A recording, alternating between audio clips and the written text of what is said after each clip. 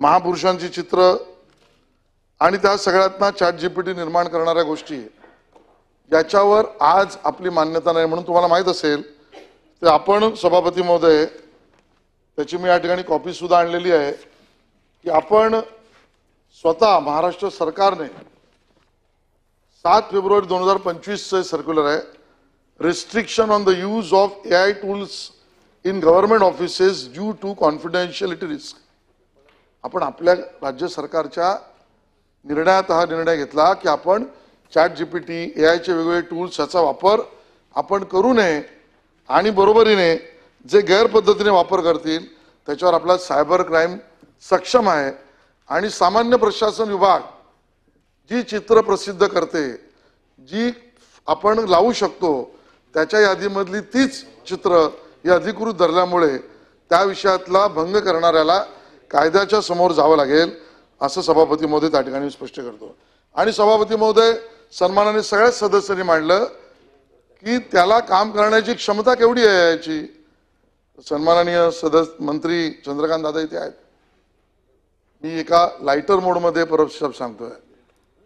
की जोपर्यंत पालकमंत्री ठरले नव्हते आणि त्याला लागणारी दिरंगाई होती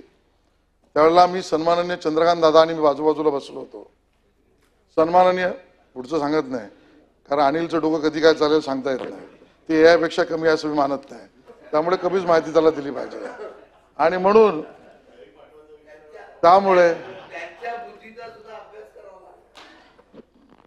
बांद्रातली माणसं सगळीच हुशार आहे उद्धवजी असो अनिलजी असो मी असो आणि त्यामुळे वांद्रे पश्चिम पहिलं आहे वांद्रे पश्चिमकडे तुम्ही बघितलं नाही म्हणून दारलात सभापती महोदय त्या ठिकाणी सभापती महोदय लाइटर मोडवर घेऊ आपण एका बाजूला मुख्यमंत्री महोदय होते दादा होते दादानी माझ्या कानात सांगितलं काय होतंय म्हटलं 2 मिनिटात सोल्युशन देतो आणि मी AI टूलवर जाऊन सगळ्या मंत्र्यांची नावं टाकली जिल्हे टाकले आणि सांगितलं की तुम्ही पालकमंत्री ठरवा। आता एवढंच सांगेन शिंदे साहेब की 90% तसेच पालकमंत्री झाले पण ते बघून झालेलं नाही तो निर्णय तिघांनी मिळून केलेला आहे त्यामुळे तो AI पण सोडवू शकत नाहीये तिकडे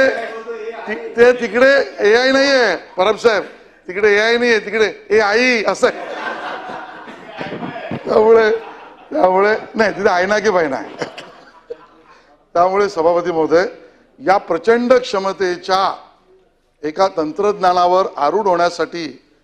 लागणारं सार्वमत सर्व कौशल्य आणि सर्व क्षमता या घेऊन राज्य सरकार काम करेल।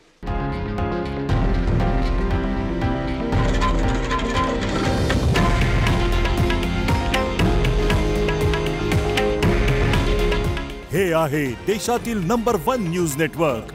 आणि आपण पाहत आहात TV9 मराठी। काळजी तुमची, हित महाराष्ट्राचं।